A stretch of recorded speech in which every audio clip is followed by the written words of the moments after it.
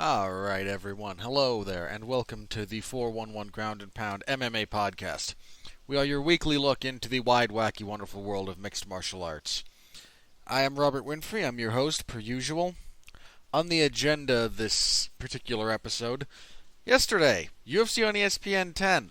One of the worst cards on paper the UFC has ever put forward.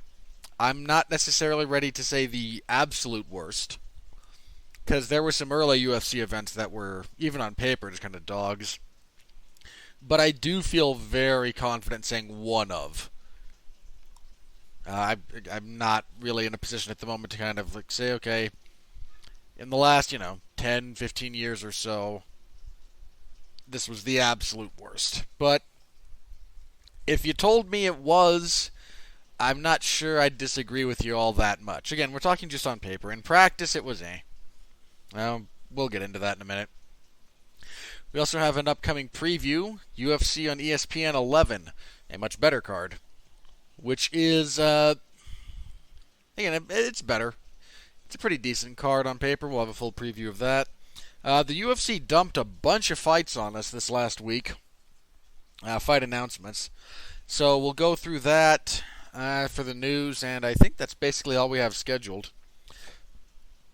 So let's go ahead and jump into the main topic at hand, UFC on ESPN 10. Dog of an event. Just an absolute dog. I mean, for starters, in the lead up, the week leading up to the fight, we lost a couple of fights that I thought were actually potentially good fights. Ryan Benoit pulled out of his fight with Tyson Nam and was replaced by a guy with 4 MMA fights. A kickboxer of, I wouldn't say note, but a somewhat known kickboxer. So but still, a guy with, 4 fights. Let's see. Ray Borg pulled out of his fight with Murad Wallace-Really. He had a family issue to deal with, apparently something related to his son. And hopefully that all works out okay, because I don't wish that kind of trauma on too many people. And the supreme irony, of course, being that those that you would actually are the kinds of people you would wish it on, they wouldn't be affected by it the way you want them to. Borg was replaced by a newcomer. That bout got moved up to 140 pounds because the other guy was coming in on really short notice. We lost the fight between Derek Minner and Jordan Griffin. And was there anything else that just kind of fell apart? No, but then again, we had the weigh-in issue. Oh boy. One half of your main event, Jessica Ai weighed in at 126 and a quarter, so missed weight for the second time in a row for a flyweight fight. I've seen a bit of speculation about this, and I haven't been able to confirm or deny it. But there was I think Cynthia Calvillo mentioned that the message she received was that Jessica Ai was going to miss weight by about 3 pounds. Now, whether I just suffered a whole lot to try and get that down closer, or there was some kind of towel-based shenanigans to make her look like she got closer, I don't know. But, yeah, she missed weight. The co-main event, Marvin Vettori and Carl Roberson. Roberson missed weight badly. He weighed 190 and a half for a middleweight fight. Not good. And then in one of our replacement fighters, the one who replaced Benoit, actually, Zarek Adashev, weighed 138 and a half. A lot of people missing weight. Again, everybody gets, in my general policy, everybody gets one. I'm willing to be a bit more lenient in elements of my criticism at the moment because of the situation that the world is operating under, So, I'm a little bit more understanding. That said, it's still a bad look. If you don't think you can I mean, in all seriousness, if you don't think you can make the weight for whatever reason, be that a time issue, be that a facility issue, whatever, then don't sign for the weight. Either try to negotiate a catch weight bout, fight a weight class up. But, so, again, I'm willing to give everyone a little bit of a...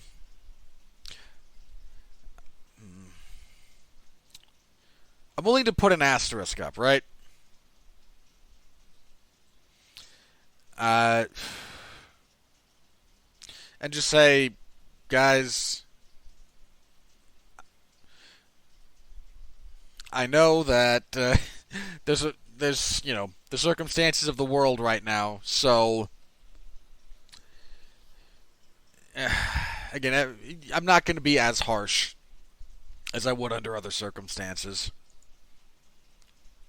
But still, really bad look.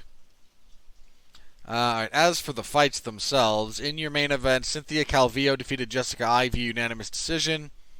49-46 twice, 148-47. I was 50-45 for Calvillo, but I can see Eye getting the first. Not a very interesting fight. Neither of these women are very good strikers. And that's where they spent a lot of the time. This fight was just on the feet. When they did hit the ground, Calvillo was the superior grappler, and that's kind of what led her to victory here at the end. But, not a great fight. I don't have anything to... Just for the record, the first handful of fights for this card ended very, very quickly. We'll get to that when we talk about them in a second or two here. So this broadcast had a lot of airtime to fill. They put a fair amount of Jessica Eye, work into Jessica Eye and presenting her, which was just the oddest thing to me. I mean, it's not that Jessica Eye is, a terrible human being or anything. I don't know her well enough to make that particular statement. I know she is a profoundly uninteresting fighter. And they put a lot of effort in. There was a big sit-down interview with Brendan Fitzgerald and stuff. It just an odd allocation of resources. I suppose is probably the best way to say that. I was still technically your number one contender, which was bogus. I mean, I don't know how you could rank her the number one contender with a straight face. It just doesn't make sense. I mean, not only did she miss weight in her previous fight, in her fight with Valentina, she got obliterated. So, but the UFC's rankings are what they are. So I imagine Calvillo will wind up ranked fairly high. I don't know. I can't get excited about that division. I mean, they're probably going to have Joanne Calderwood and Valentina at some point in the near future, which I'm fairly confident Valentina will win. I just can't get excited about the division. But, Calvillo needed a rebound win after some really lackluster performances, so good for her in that respect, I suppose. Your co-main event, Marvin Vettori defeated Carl Robertson via rear naked choke, 4:17 of the first. Fairly even on the feet, a little bit of an edge maybe towards Robertson, but anytime they got into the clinch or on the ground, once they got to the ground, Vettori was just superior.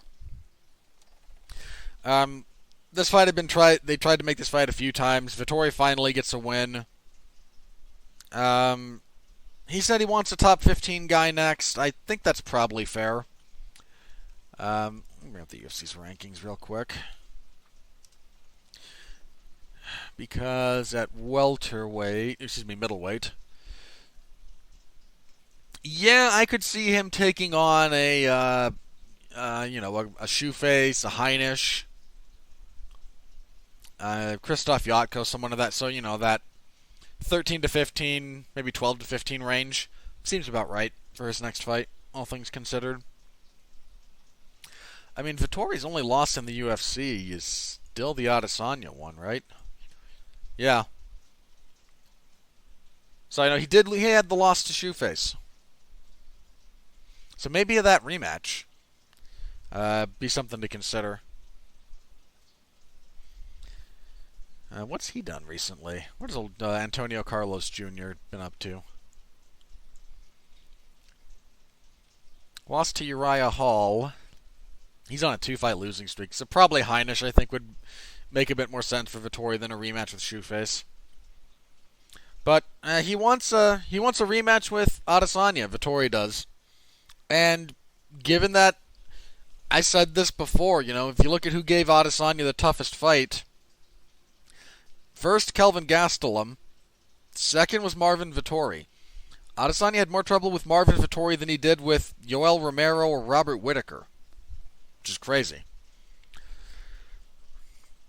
So, anyway, I don't think Robertson missed weight, which is a bad look. But I don't imagine anybody's going to be too negatively affected by this. Lightweight fight, Charles Rosa defeated Kevin Aguilar via split decision, 29-28. 2 for Rosa, 1 for Aguilar. This was an alright fight. Aguilar had a good first round, but in the second and third he stopped kicking, which had really helped set up some of his other offense. Rosa started finding a punching lane and finding the timing for his straight left when he would go southpaw. He was really good about splitting Aguilar's timing with that. And Aguilar never had kind of a secondary adjustment. So, yeah. Good win for Rosa, I guess. Andre Fili defeated Charles Jourdain via split decision, 29-28. I had this for Jourdain, can be straight up. That said, I'm not complaining about it going to Fili. This comes down to the second round. First round, Jourdain, pretty clearly. Third round, Fili, pretty clearly. So, comes down to round 2. Both men had some success in round 2. Again, I kind of leaned to Jourdain, but I don't think Fili winning is, wrong at all. Relatively interesting fight, but nothing great. There was no fight of the night for this card, so none of the fights were great. At bantamweight, Jordan Espinoza defeated Mark De La Rosa via unanimous decision, 230-27 to 130-26. Espinoza's jab just gave De La Rosa fits. He was moving and jabbing very well. Anytime they did tie up, De La Rosa struggled to actually get things to the ground. De La Rosa had bits of success when he could punch into the pocket, but he couldn't do that consistently enough. So again, it was a fight. It existed. One of the notable things to come out of this one, actually, our next fight, Maria Agapova defeated Hannah Cyphers via rear naked choke, 242 of the first. Cyphers took this fight on short notice. This was supposed to be... this was supposed to be somebody else. I think it was supposed to be Luana Carolina. Melissa Gatto. Cyphers, normally a strawweight, stepped up to flyweight, was horribly outsized. And Agapova put a beating on Hannah Cyphers for this fight. Just better at distance, longer, sharp combinations, got into the clinch, wicked knees, elbows, got things down, got the choke. I think I saw somebody else say on Twitter, might have been Luke Thomas actually, Agapova has a little bit of the the early days Joanna Jędrzejczyk kind of vibe. She's long. She's an offensive dynamo, primarily focused on the striking aspect. Now, Agapova's from Kazakhstan, right? Yeah. I mean, she's 9-1, so still fairly young in her career. She's only 23. Good grief. So anytime I see someone that young, succeeding, I always think I'm just reminded of how much I have wasted my life.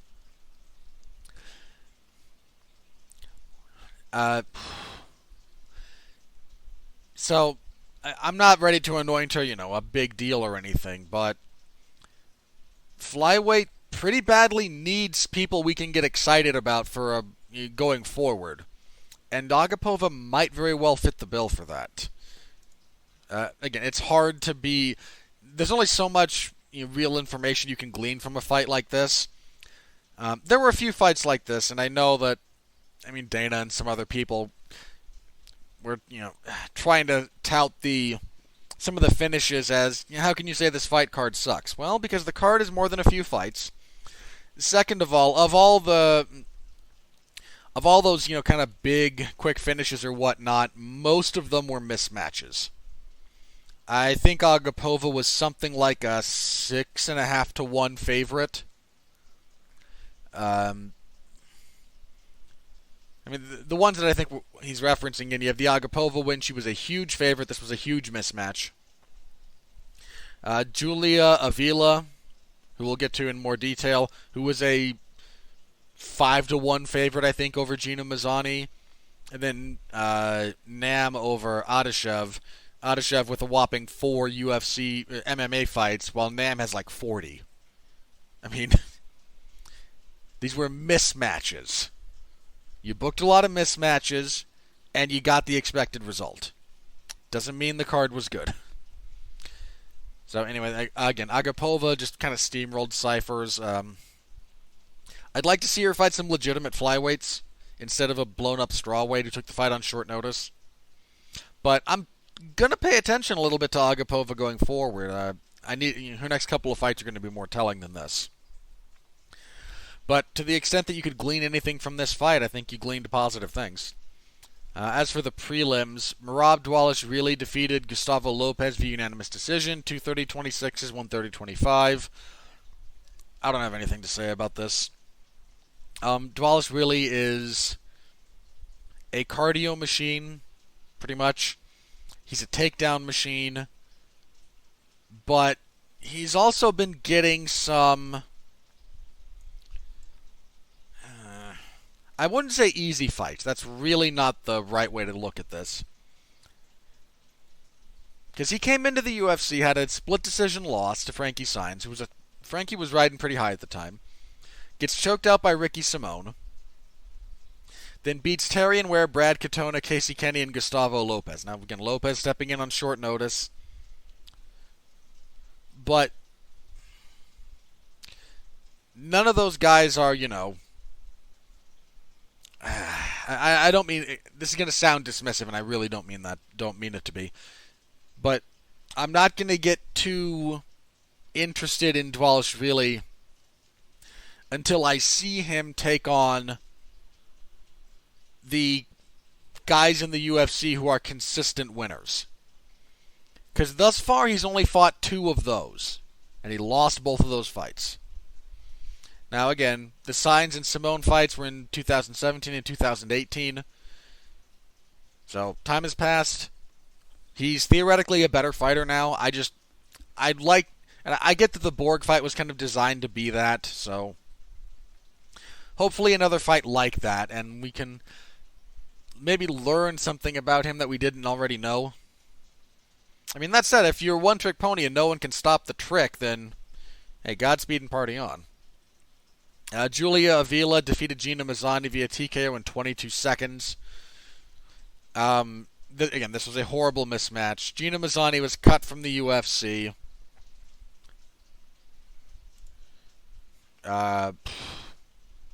In 19. Her UFC record was 1-3. She got cut after back-to-back losses. She won a fight outside of the UFC. Then she gets brought back here because the UFC wants to make Julia Avila look good, and they're dealing with really depleted roster given the travel restrictions. And Julia Avila just bulldozed her. Tyson Nam knocked out Zarok Adeshev at 32 seconds of the first round. This was a really nice punch, actually, from Nam. Adeshev hits a really hard inside leg kick. They're opposite stances. Adeshev was southpaw. Nam kind of rolls with it, lets it square up his stance. covers up the follow-up punch, and then intercepts the next punch that Adeshev throws with a right hand from just the depths of hell. And Adeshev was out before he hit the ground. This was Nam's first win in the UFC, broke a 2-fight losing streak. Very needed win for him, given where his career was going into this. And kicking everything off, Christian Aguilera defeated Anthony Ivy 59 seconds of the first round via TKO. There was a head kick. Just punches. I think it's somebody else with the head kick. Aguilera just snuck in a right, kind of around the guard of Ivy, and then didn't let him off the hook. So, good for him. Again, wasn't a whole lot to really kind of gauge there. But that was the event, such as it was. Again, not a great event on paper. Not a great event in practice. I mean, those first 3 fights ending in less than a minute each gave them a lot of airtime to fill, and that can be a rough thing for a broadcast. So, thanks to everyone who did follow along live, if anyone did, or who has read the report after the fact. I appreciate you guys and the support that you're able to give my work, even when it's on cards that are less than interesting on paper. Okay, moving on. This coming Saturday, UFC on ESPN 11. Again, a much better card than this previous one. Your main event is a relevant heavyweight fight, sort of. Curtis Blaydes will be fighting Alexander Volkov. This would be a relevant fight if heavyweight functioned normally at the moment. Blaydes is currently number 3, and Volkov number 7. So you could see some very relevant movement. Blaydes has won his last 3 fights. His only professional losses are 2 of them to Francis Ngannou, which is kind of a rough spot to be in, actually, just because, again, you've lost twice, you were stopped both times. The third fight is a hard sell. Not impossible, but it's hard. But, again, on a 3-fight winning streak, wants to secure a title shot, which I don't think he'd do, even with a win, but we'll get to that later when we talk about some of the fights that have been announced. On the other side, you have Volkov, whose only loss in the UFC was a fight he was winning handily up until the last seconds, when he was stopped by Derek Lewis. He beat the crap out of Derek Lewis, and then decided to pull a Stefan Struve in the last few seconds and got knocked out, but he had a rebound win over Greg Hardy that was supposed to be him and somebody else, but they wound up somebody fell out. They wound up swapping it around. Whatever. So it's again a very relevant fight and a good. It's a pretty good one actually. Volkov's a very good striker. Blaydes has been leaning on his wrestling more. And he has good takedowns, and when he gets on top of you, he's a dangerous offensive fighter. I'm not really sure who to pick here, because, again, both men have had some successes, both men have had some setbacks. I'm probably going to pick Blaydes. I mean, I won't be surprised if Volkov wins. He's good about staying long most of the time. He's got power. He's certainly no one to trifle with. But I think Blaydes just has kind of the setup right now. I think he's really kind of peaking at the right moment. But, as far as heavyweight fights go, that's a better one. Your co-main event, I'm really sad this wasn't the main event of Saturday's card, because this fight could use 5 rounds. Josh Emmett and Shane Burgos are going to square up. Emmett on a 2-fight winning streak, both stoppages. He was struggling with Michael Johnson, then eventually found the right hand. He TKO'd Mirsad Bektic in the first round. Whereas Burgos On a 3-fight winning streak. His only loss as a professional is to Calvin Kattar, which is a tough style matchup for him as much as anything else.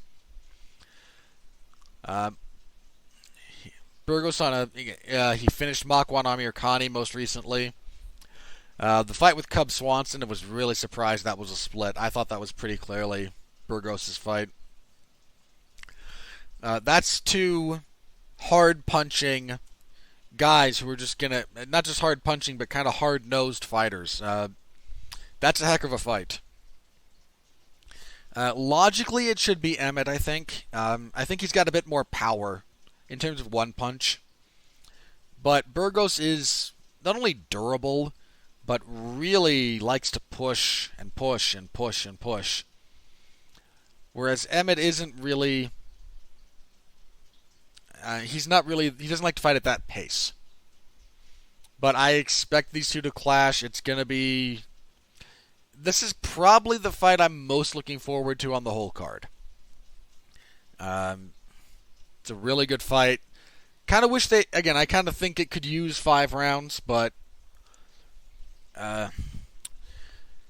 it's going to be it's the one... Again, I think it's the best one. So... I'm leaning towards Emmett, but these two are going to get after it. And it would not surprise me if Emmett just kind of winds up breaking a little bit under Burgos' pace and body work. We have a women's bantamweight fight between Raquel Pennington and Marion Renault.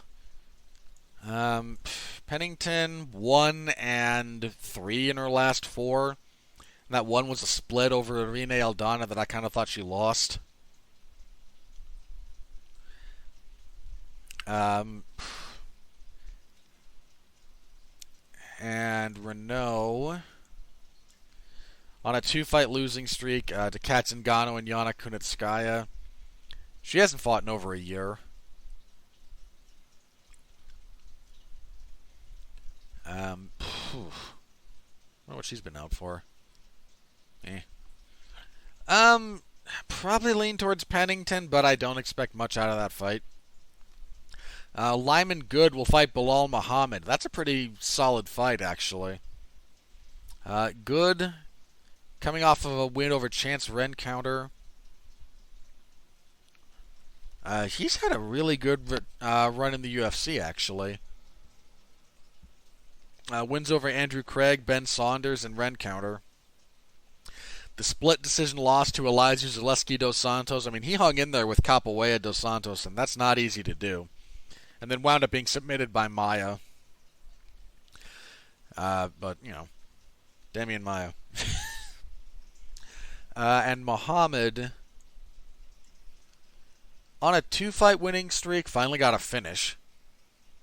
When he submitted Takashi Sato last year.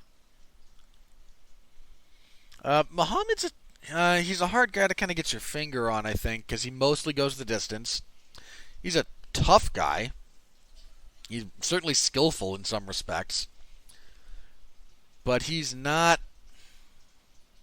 I don't know, I don't think I've just ever really kind of seen him elevate his game. I'm going to lean towards Good in this one, actually, but that's a very close fight.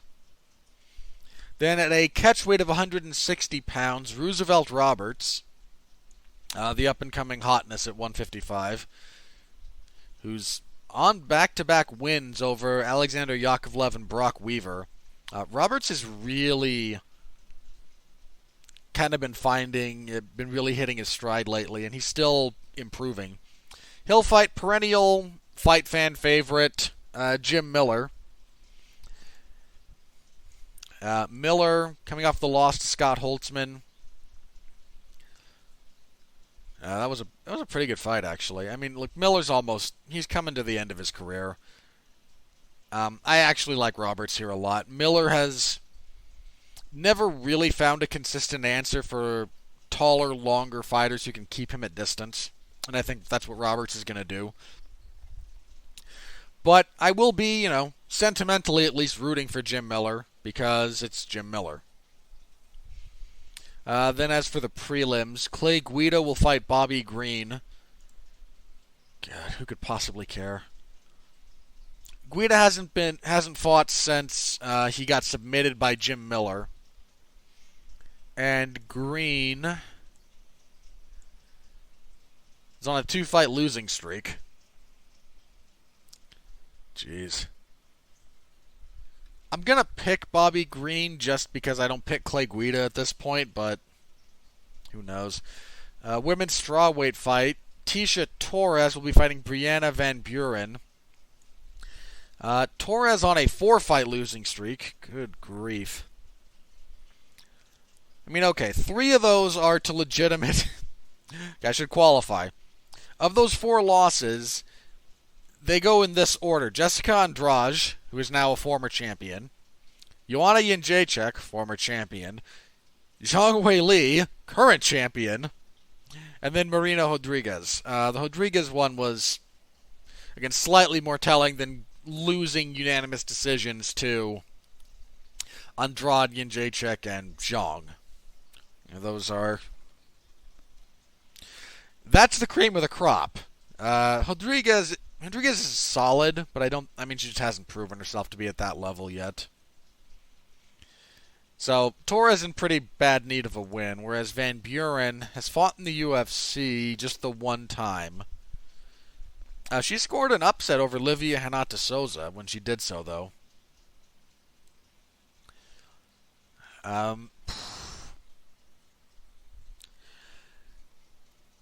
Man, it's always weird for me in some respects to pick against Tisha Torres when she fights someone like this. But I think I'm going to, and I'm probably going to regret it, but I'm going to go with Van Buren. I think Torres might be just a little bit washed at this point.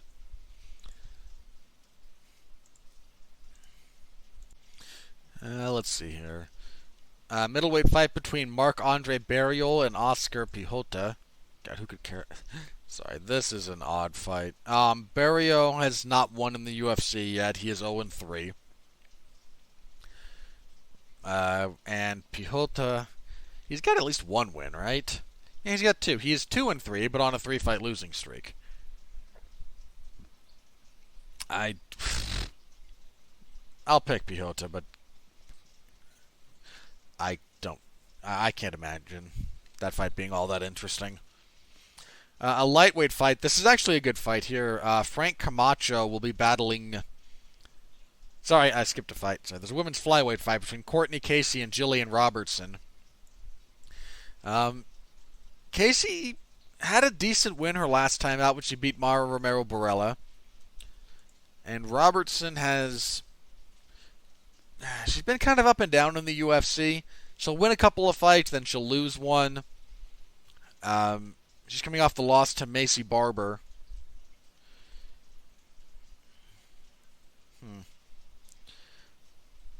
I'm going to pick Casey. I think she's the more well-rounded fighter. Lightweight fight between Frank Camacho and Matt Frivola. This has craziness written all over it. I mean, Camacho is just 2-3 in his last 5. But I think every one of those has been at a bare minimum watchable. He is a fan-friendly fighter. And Frivola, on a 2-fight winning streak, his only loss in the UFC was to Polo Reyes. He scored that somewhat upset over Jalen Turner, actually. Him beating Luis Pena doesn't do a whole lot for me. I kind of want to go with Frank Camacho. I think Frivola might get sucked into a brawl with him, and that's kind of where Camacho excels, is the brawling. And, let's see, there's a women's flyweight fight, another one. Roxanne Modafferi will battle Lauren Murphy. Roxanne stopped the Barber hype train, or at least stalled it a little bit in her last fight. To the amusement of people like me. Whereas Murphy's on a 2-fight winning streak. I kind of thought she lost her last fight, the Andrea Lee one. I'm going to go with Roxanne Modafferi, actually. I don't pick her very often. But I'm going to go with her here. I mean, even when I don't pick her, it's Roxanne Modafferi is one of the few people in this sport that it feels like it's impossible to actually dislike. So, I'm going to pick Roxanne, and then kicking everything off, lightweight Joe Solecki will fight Austin Hubbard. Gonna go with Hubbard, but who knows? I think this is Solecki's UFC debut. If it's not, he's only had like 1 or 2 fights in the UFC.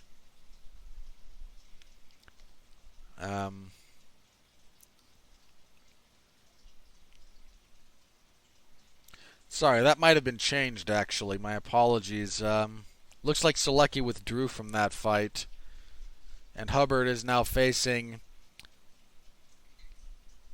That's relatively new. That's relatively new information. I think Hubbard is now facing... It's listed as Max Roshkov. I'm not sure how to pronounce that gentleman's last name. Oh, yeah, it's Rohskopf. So I'm going to go with Roskov until I hear otherwise. My apologies in advance for butchering your name. Yeah, this would be his UFC debut. Yeah, that's the event as it currently stands. Some good stuff on there. Again, relevant main event for heavyweight in a lot of respects. Emmett and Burgos is probably going to be fireworks. Jim Miller and Roosevelt Roberts is probably going to be solid. Again, Miller, even on the downside of his career, tends to have watchable fights. So, tune in to that this coming Saturday on ESPN or ESPN Plus. And if you're doing so, or even if you're not, please follow along with my live coverage in the MMA zone of 411mania.com. That is always appreciated on my end when you good people support my work. So yeah, that's coming up there. And let's jump ahead. Again, the UFC dumped a lot of fight news on us. This last week. So let's start with the big one, I suppose. UFC 251. I mentioned last week that it got brought up last week. Fight Island, put air quotes around that, is just Yaz Island in the United Arab Emirates. I really hope someone asks about the... Well, let me put it like this. Getting the facilities up and running the way the UFC has described them for this area took a fairly Herculean effort, and given the history of the UAE, the Kingdom of Saudi Arabia, a few other places in the Middle East, and their, I'll put this as charitably as I can, exploitative labor practices, specifically as it relates to like Southeast Asians. I mean, there was that, if you'll remember, in when I think it was this last World Cup actually that Qatar hosted. There were some very, very big concerns raised and then subsequently ignored by a lot of people over the labor practices used to get all of the facilities in question to host that event up to code. I mean, the reality is they were using slave labor, right? Wouldn't shock me if that's what happened here to get these facilities up to the way the UFC wants them to be. No one's going to ask about it because they're just not going to. And in all fairness, to anyone actually in the UAE at the time asking that I don't blame anyone in that location for not trying to piss off a government that, well, you know, pretty much everywhere in the Middle East, you don't really ask questions like that. It would end badly. So it's just Yaz Island. I've got to say this about this event. The last time the UFC went to this facility was for the Khabib and Poirier card. They did not have, I think they didn't have, cooling technology available, like, for the cage. So they were fighting without proper, ventilation, air conditioning, and whatnot. I don't know who thinks going to fight in the Middle East in June. Well, this will be July, excuse me. Sorry, that's a couple of weeks out. If you're going to send these poor people to fight in a cage for money in July in the UAE, the least you bunch of... not going to say anything bad. You'd think common sense would dictate proper cooling technology available for the fight surface. Because if there's not, that's hazardous to your... Like, fighting is hazardous to your health, fine. Like, I'm not here to litigate that. Fighting under those types of temperature conditions, that's potentially lethal. I mean, that is just... I mean, I'm not a squeamish person. If there's not some kind of... I don't know if you want, air conditioner, if you redo some of the ventilation for the entire building. I don't know if you just set up fans down there to help things circulate. I don't know. Well, I don't know entirely what you do. I'm not deeply familiar with how you would go about this. I'll acknowledge my own somewhat ignorance here. But if you haven't taken steps, that forcing those people to fight, I say forcing because not because there's a gun to their head literally, but metaphorically. Forcing fighters to compete under those conditions. Do you know how hot it's going to be there? That's insane. So hopefully the facility will be up to code as far as that goes. Otherwise, we're going to see people with... wouldn't shock me if somebody just passed out from heat stroke. I mean, it gets that hot. Alright, as for the event, we do have a bunch of fights announced. We only have a partial bout order. We have our top three. We have our main card. Sorry, I should phrase it that way. We have our main card. Your main event for the welterweight title, champion Kamaru Usman defending the title against Gilbert Burns. I tend to think this should have been Jorge Masvidal. But Masvidal is in kind of a pay dispute with the UFC right now, and the UFC has a vested interest in keeping the machine turning over. And it's not like this is a bad fight. It's not like Gilbert Burns is not a deserving contender. He just beat Tyron Woodley decisively. He knocked out Damian Maia before that. He's... Again, if you want to try and just tell me that Gilbert Burns is fighting for the belt and he deserves it, I agree completely. I have no complaints about that. I have to think about this fight actually because I'm not sure what... I don't think Usman can fight Burns the same way he's fought his last couple of opponents. Now, that's not to say he won't win. I'm leaning towards him, actually. But Burns is not only good on the ground, and when I say good, I mean legitimate world champion, but Burns has hands. If I had to guess at a broad strokes game plan for Usman, it would be very clinch heavy. So yeah, again, I'm picking Usman. Well, right now I am. I'm not. This is the official preview. I lean towards Usman, but good fight. Champion and ranked number one contender.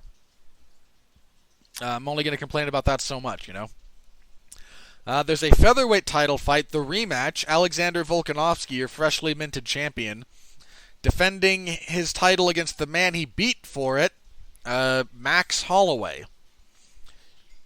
I am sad this fight is happening so fast.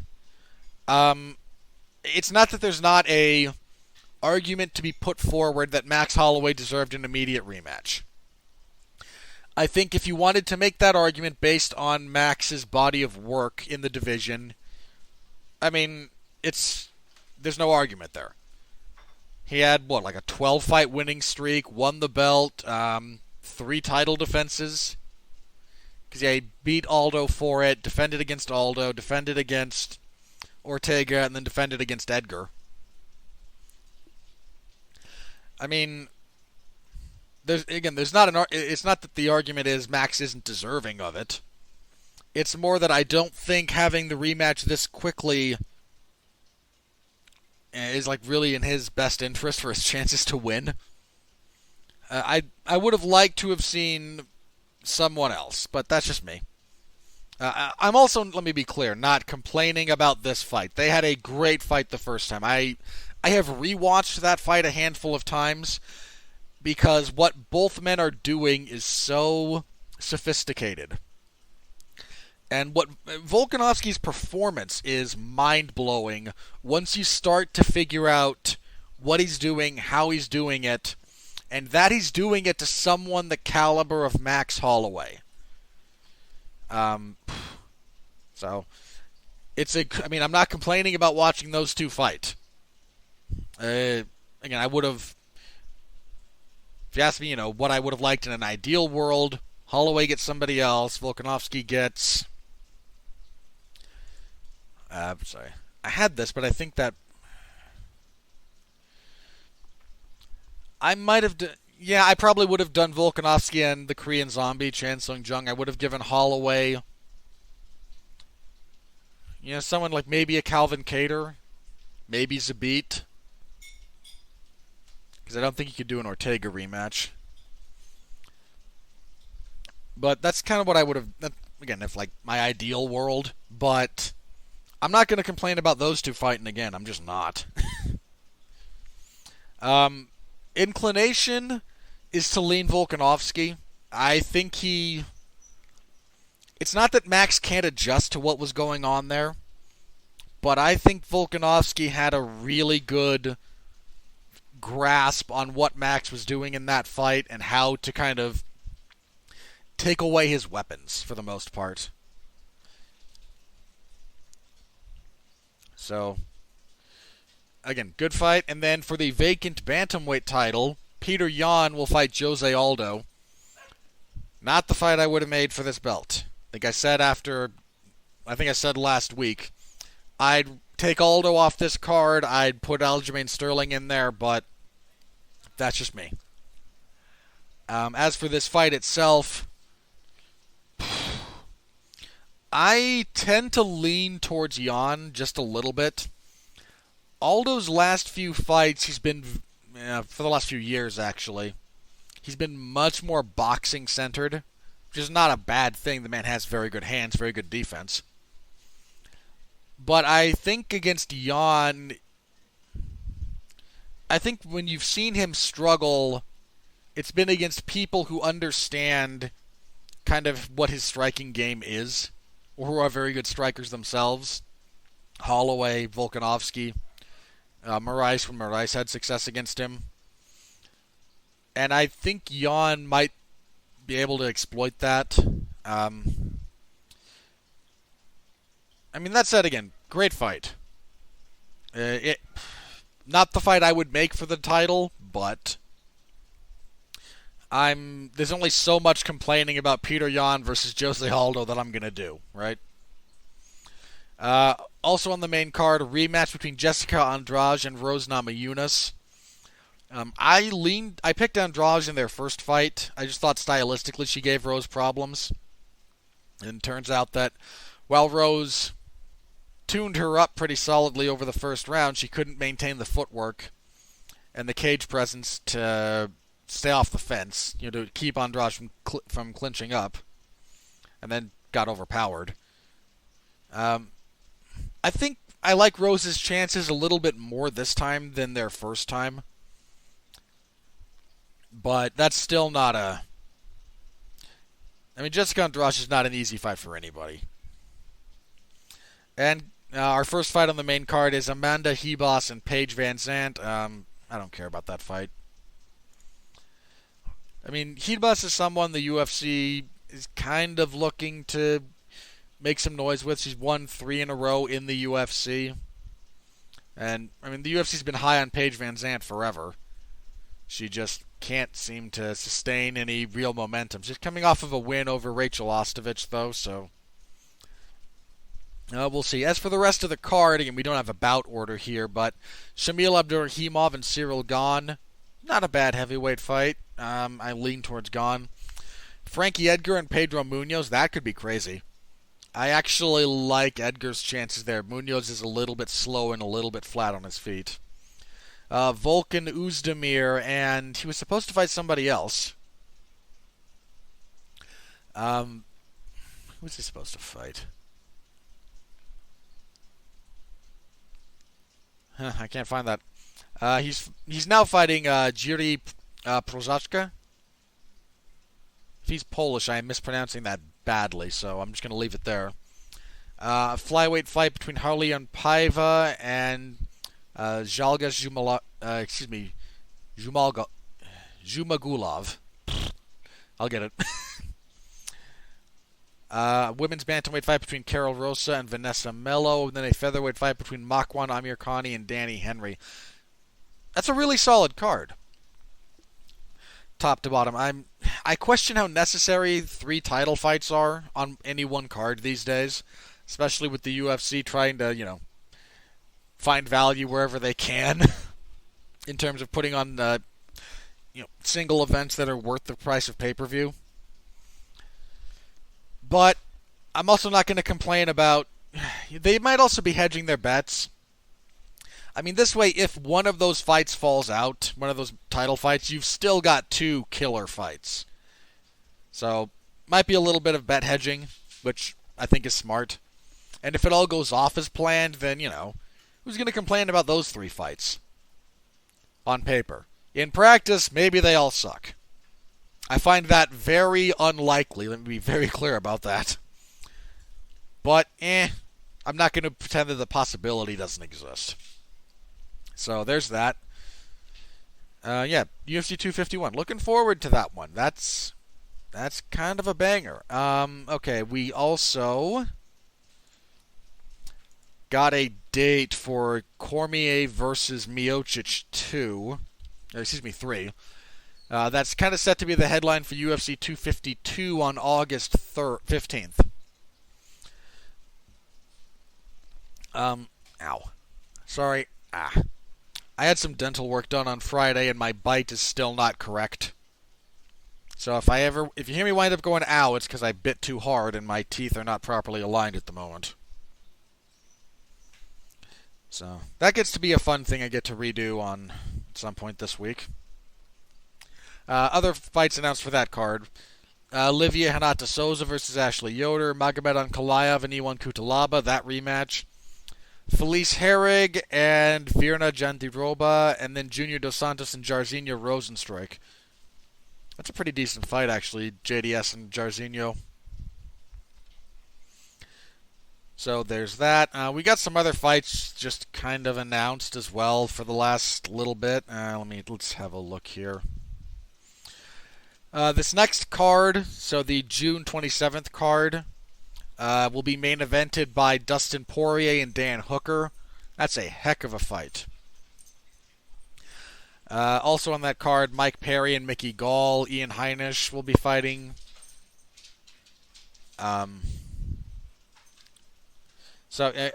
Poirier and Hooker are just like, take my money. Right? That's going to be a good one. So we got that one thrown out there. Let's see. There was another one that I think the UFC announced, which is the event?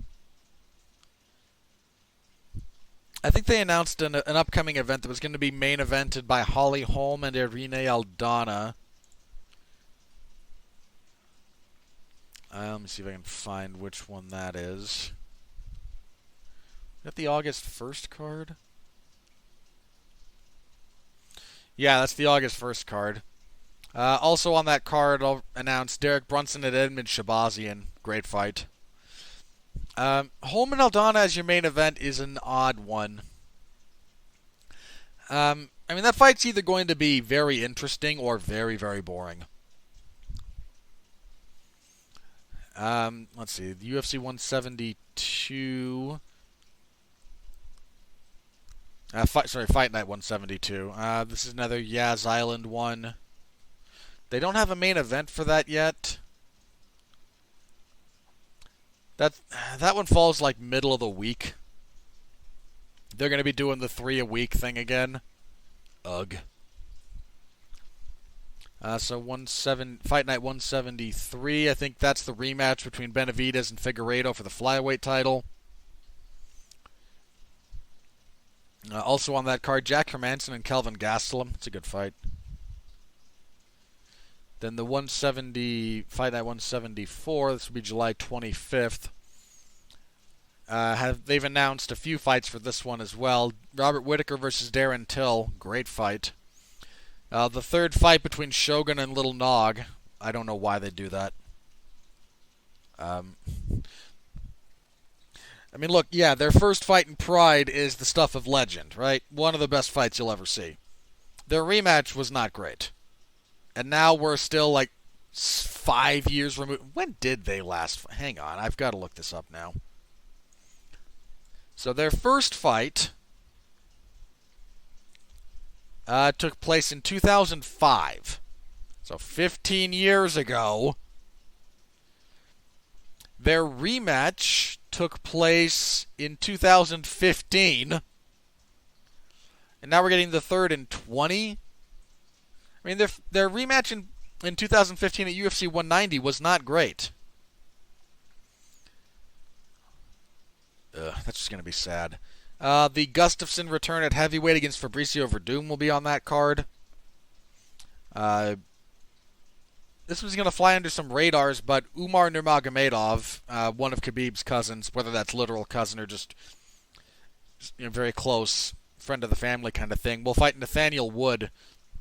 Nathaniel Wood's the real deal. I know he's coming off of that loss to Dodson, but he's still a tough ask. So we've got some of the fights that just kind of got dumped on us, for the rest of June and July. There's some good stuff there, so we'll see how that plays out. Yeah, for basically the entire month of July, the UFC will be in the UAE for those events. So that's going to be July 11th, 15th, 18th, and 25th.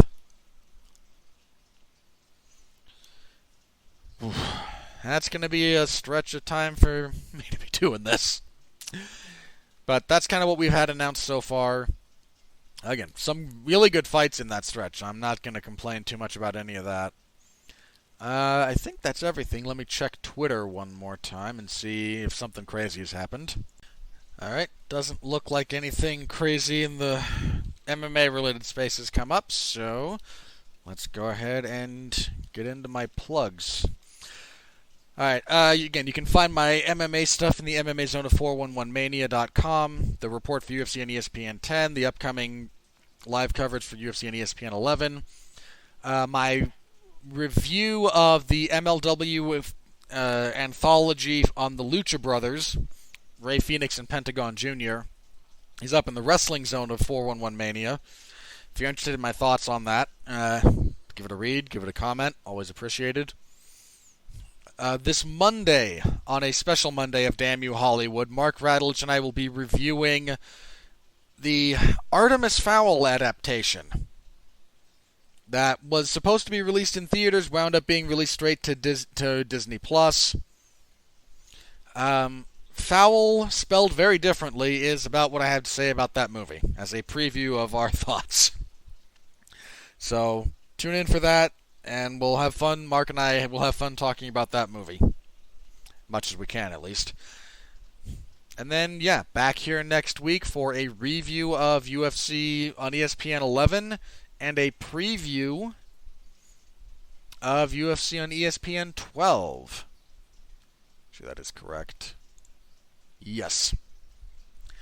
So, come back. Hope you'll all be back next week. Thank you very much in advance for your support of the show. Your likes, your comments, your subscribes, your reviews, your shares. Please share the show around. That's the only way we can really build this thing, guys. Is you guys telling other people who are loosely interested in the product to give this a listen. So I will see you all next week. Until then, as always, thanks again. Stay safe out there, and please continue to be well. I'm going to draw this out so I can get this at 1 hour. Be safe and behave.